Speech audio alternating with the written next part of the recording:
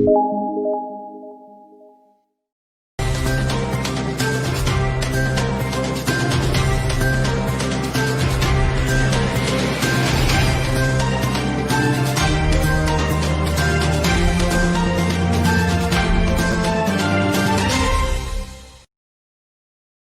very good evening, good morning, and good afternoon to all of you. I am Shraddha Verma, co-founder of Fusia, and today I'm back again with another interesting topic, all for you. I have received tons of messages and questions around topics of interviews, answering meetings, how to prepare for an interview or how to go prepared for a meeting. And to answer all of your questions, today we have again Shellye Archambeau. So Shellye, welcome to this live session again. And I'm pretty excited for today's topic because you won't believe I have received so many queries around this topic that I couldn't think of anyone else but you to help our audience out. So, Shellye, I would really, and in fact, all of us would really be excited to have some word of advice from you, some guidance from you, especially when we are, attending an interview or attending a meeting, especially during the COVID situation where things have become a bit challenging. It's not the same situation as it was before. So, and for all of the audience, I would really request you not to miss this live session because we're going to cover some important tips, some important guidance, and some important advice coming directly from Shellye.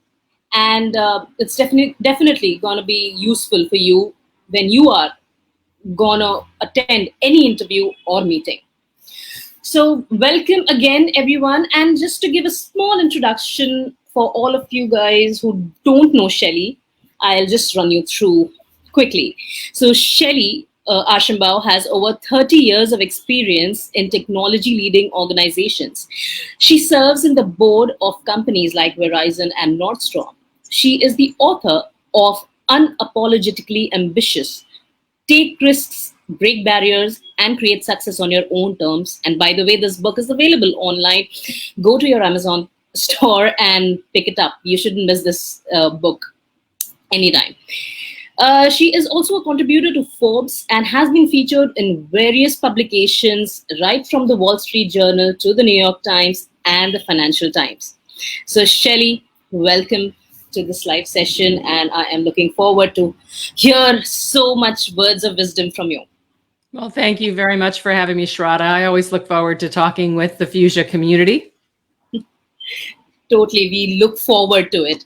So, and for all of you guys, if you have any questions during our interaction regarding anything that you have in mind about how to ace an interview, about attending a meeting, maybe some tips, tricks that you would want to know, feel free to put it in the comments and we will take it up during the end of this session, right? Great. So Shellye, now since we're talking about interviews and attending meetings, in this new age now, I'll say that after COVID, the entire scenario has changed. So how do you look at this situation when the entire system of taking interviews has taken a transition? So what advice would you give to us considering this change in our life? Yes. Well, first of all, my biggest advice now that we're operating virtually and doing interviews is interviews are hard enough, right? Without the aspect of the fact that you actually aren't in the same room with somebody. So my first advice is make sure you take time to get familiar with the software you're going to use. I found that, yes, a lot of companies use Zoom, but frankly, over the course of doing my book tour, I think I've used 20 different software platforms, maybe more. So there's a myriad of them out there. And you want to make sure that you're not fumbling around when you're trying to get going with your session.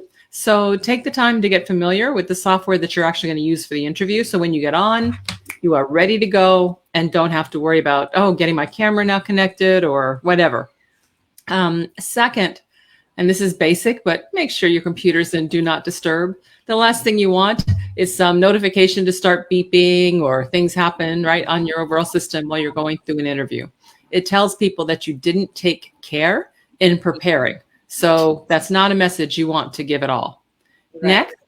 Next, you want to look at the camera, because here's what happens. I'm looking at the camera right now, but what happens for a lot of people is they either look at themselves, and here's what that looks like. I'm now looking at myself and I'm talking and I'm interviewing. Well, the person I'm talking to is going to think I'm not really paying attention to them. Or if I look at the person, angle's still different and it's still off. You have to look at the camera because that makes people feel connected with you. Now, does it take some practice? Yes. So practice. But that is really important. That's the only way that people feel that they're getting eye contact, which is so important in determining things like trust and sincerity, right? And all those elements. All right. And then absolutely on, because I have really noticed this. Maybe people who are new to it, they are not really accustomed to looking at the cameras. Probably it's just the screen that they have in front of them, and that's what they see. But this is a very important tip that you have given. So I'm sure that audience, you should take a note of these minute things because we often tend to ignore such things. Absolutely. And it really does make a difference to the impression. It's all about the impression you're making as well as the content that you have in your head. So the next thing I'd highlight just in getting ready is be energetic. All right. Here's what happens. You can sit here just like this and answer the questions that people are asking and be very sincere and very thorough and very boring. Right? That doesn't work. What you want to do is to do what you would do even a little bit more if you were in person. Feel free to use your hands, show facial expression. You can lean in when you're making a point, right? And lean out. All of that shows energy. And trust me, employers want people with energy. So you need that to come across. And it takes more intention. Now you're watching me, right? I'm showing energy, I'm interacting, I'm moving, right? Much better than just sitting back and talking to you and answering my questions. Absolutely. If I was choice on what actually add life to our conversation as well. Yes, absolutely. Because again, the employer is interviewing a lot of people and they're trying to decide who they want to be part of their organization, part of their team. And odds are, if two people have the same credentials, they're going to pick the person with more energy. Right. So that is my that's the biggest advice on that piece. Absolutely. So, are there any setting that we need to take care of apart from the mic and the cameras? Because most of us now are working from home, and the setup at home is not really very professional in every case. So how do you manage that, and what do you suggest us? Yes, so a couple of things. One, you want your setting to be pretty neutral. And the reason you want it to be neutral is you don't want people distracted by looking at the pictures in the background, trying to read your bookshelf, right? You want them to pay attention to you. So you want a simple background. So if you look, Shraddha, you have a simple background, right? There's nothing back there that's distracting. Right. I'm actually taking this call in my daughter's guest bedroom. So I hung a green screen, right? A sheet behind me so that whatever's behind me is blocked off and simple. Now, is it beautiful? No, but honestly, it doesn't have to be. It just has to be neutral so that people will pay attention to you versus being distracted by what's going on behind you. You want to make sure your lighting's right? That people can see you. Because if you don't have it right, I'm going to just show you, right? If you don't have the lighting right, or you set it off, I'll turn it on. That's up and on. If I turn it up, right? Do this, you'll see different, right? See different things happen to me, right? So you want your lighting to be right so that people can actually see you and see your features, right? And what you're saying. And again, it says that you took care. It's kind of like how you dress, by the way. You also want to dress like you're going to an interview. Today I'm wearing my unapologetically Shellye t-shirt because I have an event right after this that I want to show it off for, right? But I would not wear this to an interview. I would actually dress like I was dressing for an interview, depending upon the company, a nice blouse or a blouse with a jacket. So again, act like you're in person. All right. So, in terms of the lighting, now many of us who are at home, we do not have that kind of lighting that we would generally see in an interview setting. So, would you suggest any kind of uh, an LED kind of light source that everyone should keep handy with them, or something like that? Yeah, so you have a couple of options. If you don't have a ring light, which by the way, these days they're not that expensive anymore. With as much that's going on, it might be worth an investment of a ring light. But if you don't have that, then just again, test your lighting. Do it so the window is in front of you. So you're getting light right in your face. Or bring a lamp from another room and put that up and Right. just test it out. Where does it need to be? If it's too bright, just take a simple sheet, or handkerchief or scarf and put over it. So there are things that you can do. The key is just test it out. All Um, so you can see how does it look and what's the best. All right. So I hope audience, you guys are taking some important notes for this, because these are things that you should actually keep in mind while attending any kind of virtual interviews nowadays. So lighting is really important, and especially your background setup. So have a very neutral background when you are attending an interview. And but of course, the Wi-Fi or the internet connection is really important for us to check, since that's really important, right? Okay. So, Shellye, coming to the next part, what are the key steps or what are the tips that you would want to give for any person who is going to attend any interview online? Yeah. So the key is, it's all about preparation. Okay. So preparation is making sure, just like if you were doing it live, make sure you go and do research on the company, research on the person that's actually interviewing you, because you can find that out too. You have their name, you have their company, you can find out about them on LinkedIn, etc. Why to research the person that's interviewing you? Because most people don't. They stop at the company. The reason you want to research them is you want to see if you have anything in common. It then creates connection.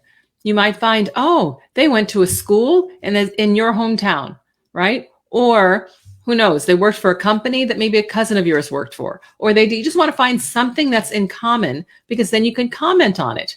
Because in the beginning of a conversation, of an interview, it's just like a regular conversation. There's always that initial nicety piece, and that can be awkward in a virtual environment for people. So if you have something ready made to say or to discuss, it just eases in to break the ice.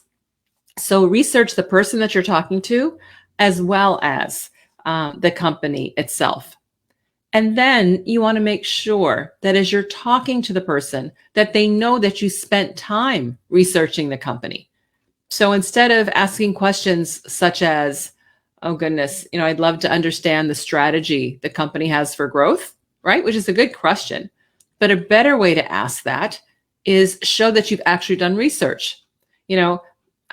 Based upon what I've read in blah, blah, blah, blah, right? The company is obviously striving to grow. I'd love to understand the strategies, right? So what you want to do is you want to weave in some of the knowledge that you've gained in your research into how you ask questions and set them up. That way they know that you're interested enough in this opportunity that you spent time.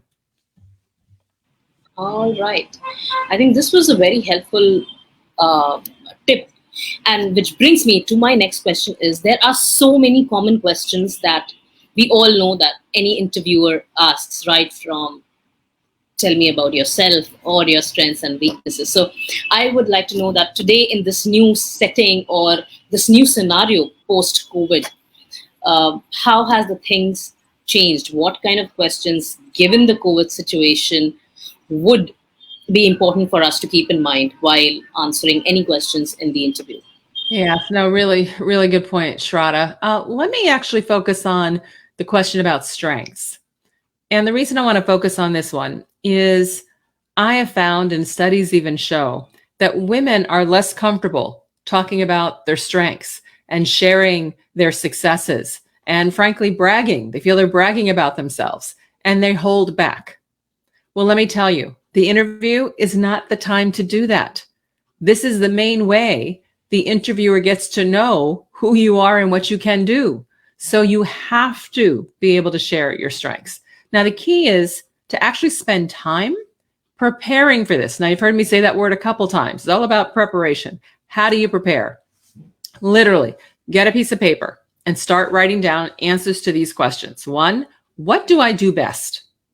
What do you do best? Right? Write it down. What unique knowledge or talent or resource connections do I have? Write those down.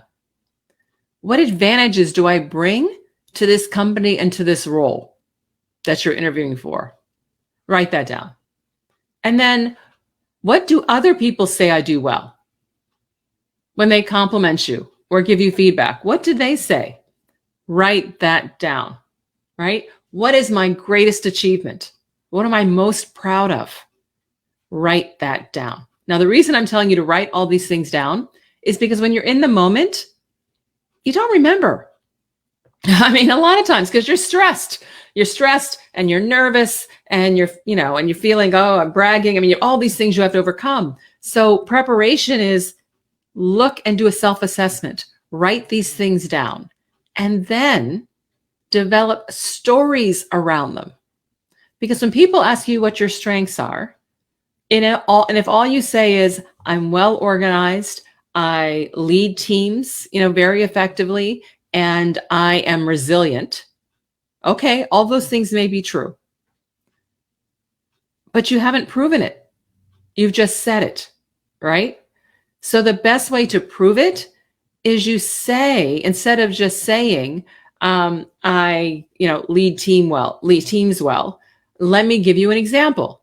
And then you share an example of maybe a challenging time with, coworkers or, team that you were working with, and how your leadership helped get things straight and how you accomplish, right, the end result. So the key is, for all these things I had you jot down, develop a story based upon your experience, a story. Now, pretty short, you can't tell a 10-minute story in an interview, right? But you want to create a story around each point. And that way, when you get asked the questions, you give them the answer, but you tell them a story. Why? Because stories are memorable. People remember stories much faster and much more easily than they remember facts. So you need all the help you can get. So telling stories is a big one. And the key next, once you have your story, you wrote down the point, you created your story, practice telling your story. Practice is part of preparation. Tell it to your friends, tell it to your siblings, tell it to your parents. It doesn't matter. Just practice. You want to say it in a way that flows, that you're comfortable. You don't want to be nervous and halting and all that, because then people will think that maybe it's not true. Well, of course it's true. You're just nervous. So practice these stories, because then when the questions come, you will be ready. Right. I think preparation is ultimately the key aspect that you are trying to highlight here, whether it is about the company, whether it is about the position or the role, or whether it is about your own self. We have to become good storytellers. I guess that's the crux. Yes, we really do. We really do, because that is really what people remember. And honestly, if you think you might get nervous and forget what you want to say, the good news is in virtual, you can put Post-it notes on your computer screen, right? Because you're not supposed to be looking at the person or yourself anyway. You're supposed to be looking at the camera. So put some notes on the screen that you could just quickly, glance at if you need to. So there are different ways that you can support yourself to build the confidence. Because honestly, what employers really want to see, prospective employers, is they want to see people who are confident, who they feel will come in, work hard, learn, contribute. That's really what they want. So that's what you're trying to communicate through all these different things. Absolutely. And this is a wonderful tip. And for all of you guys, now bye-bye to camera shyness and say hi to confidence now. I think this is the key for attending all the virtual interviews nowadays. It's so true. And a couple other points, Shraddha, before we go to questions that might be coming in. Be prepared for some questions that will come your way that will be different. You can Google all the normal interview questions, right? But what I've found now during COVID is people are also asking questions like, how are you feeling? Which can be an opening question from an interviewer, which is a nice question, right? Hey, how are you feeling with everything that's going on? How are you feeling? But here's why they're asking it. So don't take it lightly. This is an interview question just like everything else. What they're trying to determine is, based upon your answer, is are you candid enough? Are you, admitting that this whole pandemic, COVID, whatever is actually impacting you or not? Or do you act like, oh, I'm fine, everything's great? Because nobody's perfect right now. It's hard. They're also looking to see, are you resilient? So for instance, the answer of, hey, how are you feeling? You say, oh, I'm doing great. Everything's wonderful. They'll probably think, right? Does that ring true? Right? So they're looking to see. But if you answer with the answer that says, oh my goodness, I am so overwhelmed with everything that's going on. I just don't know what to do. Well, that's not a good answer either. So what's a good answer? A good answer is to admit it, to say, how are you doing? Hey, I'm doing as best as I can in this really strange time. That's a great answer because it shows positivity, but acknowledges, right, what's going on.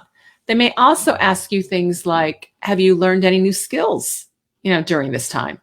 And what they're looking for is, are you actually continuing to invest in yourself?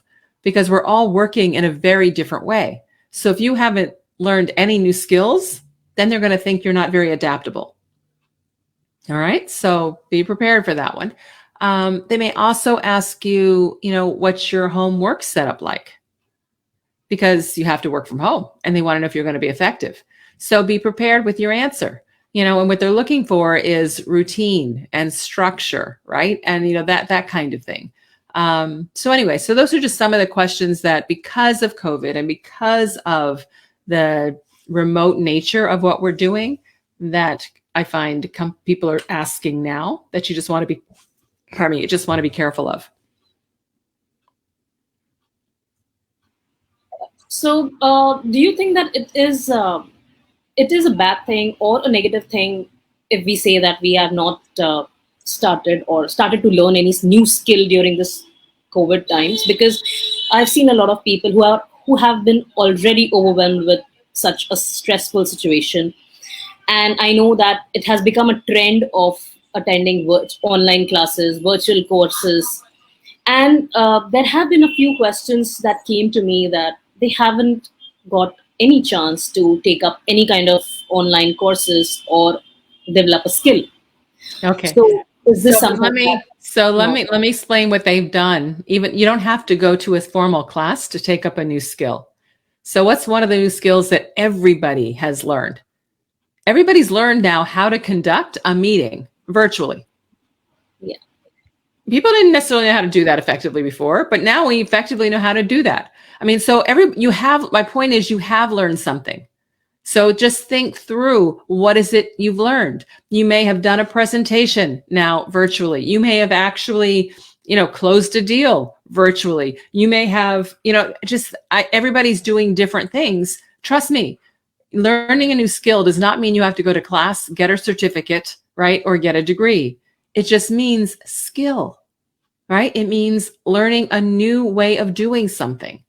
And I've got to believe, with all the changes that have transpired, that everyone has learned something during this period. So that's my point. Be prepared with the answer so that you don't sit there and say, no, I haven't learned anything, because it's not true.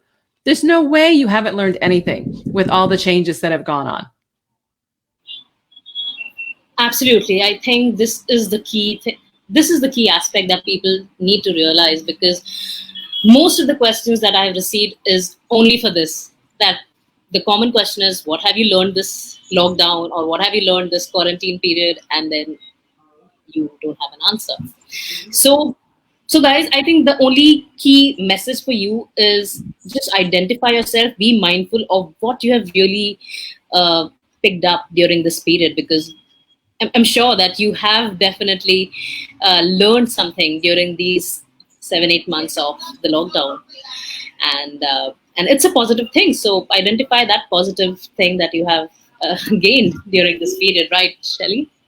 Exactly. That's exactly right. We sell ourselves short sometimes. And all I'm saying is take the time. That's why preparation is so important. Underscore, capital letters, exclamation point, preparation is so important to really nailing a good interview. Great. And is there anything different that one should consider during a meeting, or the points or the tips Yeah. are the same?